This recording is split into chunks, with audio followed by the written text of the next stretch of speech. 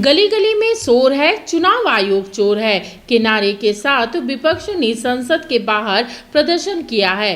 वहीं समाजवादी पार्टी के अध्यक्ष अखिलेश यादव ने हलफनामे की प्रति बताते हुए चुनाव आयोग पर मतदाताओं का अधिकार छीनने का आरोप लगाया।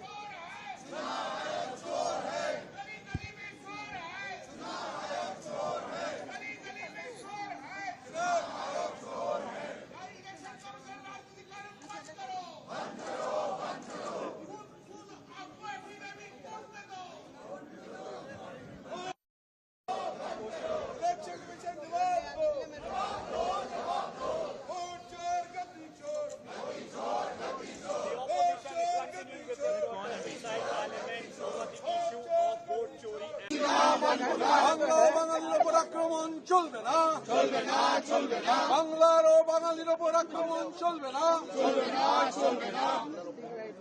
বাংলার অপমান মানছি না, মানছি না, মানব না। বাংলার অপমান মানছি না, মানছি না, মানব না। এই রবীন্দ্রনাথের অপমান মানছি না, মানছি না, মানব না। এই নজরুলের অপমান মানছি না, মানছি না, মানব না। বিবেকানন্দের অপমান মানছি না, মানছি না।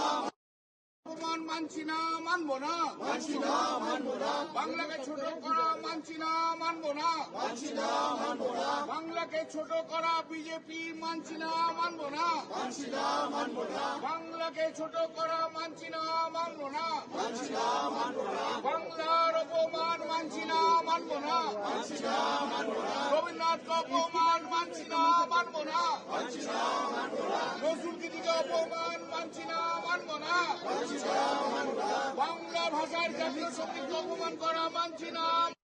লড়াই চাই, লড়াই লড়াই লড়াই চাই, এই লড়াইয়ের ভাষা কি বাংলা ভাষা, আবার কি এই লড়াইয়ের ভাষা কি বাংলা ভাষা, আবার কি এই লড়াইয়ের ভাষা কি বাংলা ভাষা, আবার কি এই লড়াইয়ের ভাষা কি बांग्ला भाषा। आ गया कागज, सर एक सवाल बीजेपी बोल रही है, क्योंकि आप पाल की बात कर रहे हैं, तो पाल जो आपकी एमएलए थी उनको आपने निष्कासित कर दिया। अभी रुक जाओ। ये रिसिप्ट आप लीजिए, एक कॉपी आप लीजिए। ये मेल किया, उसकी रिसिप्ट आपको दे रहा हूँ मैं। ये रिसिप्ट आपको दे रहा हूँ, अलग अलग हो सकती है, अलग अलग हो।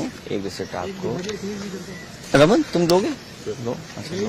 हाँ अच्छा ठीक है। रिसिप्ट बहुत छोटा है, प्रिंट आउट अच्छा नहीं निकाल पाई है, ठीक है।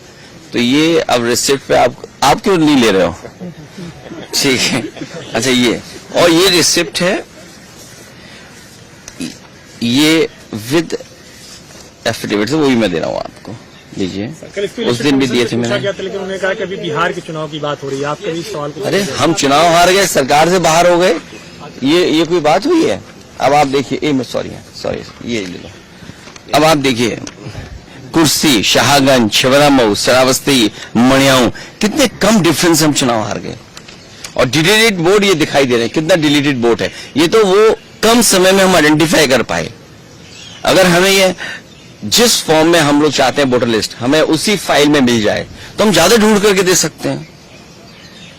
और 19 में जो वोट डाले, 22 में कट गया। अगर वोट बनवाने का एक प्रोसीजर है तो वोट कटवाने का भी एक प्रोसेस है। हमारी डिमांड केवल इतनी है कि एक जिलाधिकारी को सस्पेंड कर दो आप, पूरे देश में एक भी वोट नहीं कटेगा। ये कागज है, एफिडेविट है, रिसिप्ट है, आप एक भी डीएम को सस्पेंड कर दिए। और ये लंबी सूची है। 2017 में जब चुनाव हुआ, इलेक्शन कमीशन ने न जाने कितने अधिकारी हटाए। 19 में अगर एक भी अधिकारी हटाओ तो बता दो, 22 में अगर एक भी अधिकारी हटाओ बता दो, 24 में एक भी अधिकारी हटाओ तो बता दो। और उससे पहले अगर सरकार दूसरी थी, समाजवादी पार्टी की थी, आप पता करिए कि कितने अधिकारी हटाए गए। डीजीपी हटाए गए, होम सेक्रेटरी, न जाने कितने अधिकारी हटाए गए। लेकिन जब से बीजेपी की सरकार उत्तर प्रदेश में आई है तब से एक भी अधिकारी नहीं हटाया, एक भी शिकायत पर किसी अधिकारी।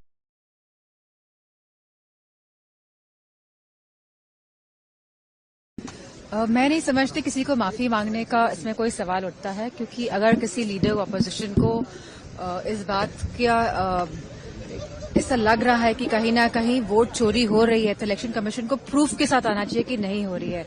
और वहीं मिस्टर अखिलेश यादव जी ने भी एफिडेविट्स दिए हैं 18,000 वोटर्स के, जिनके नाम काटे गए या जो वोट नहीं दे पाए इलेक्शन कमीशन की खामियों की वजह से। तो वो एफिडेविट जो दिए गए हैं उसके बावजूद भी प्रेस में आकर झूठ बोलना अपने आप में एक प्रश्न चिन्ह उठाता है। पर वो कह रहे हैं कि राहुल गांधी को माफी मांगनी चाहिए, वरना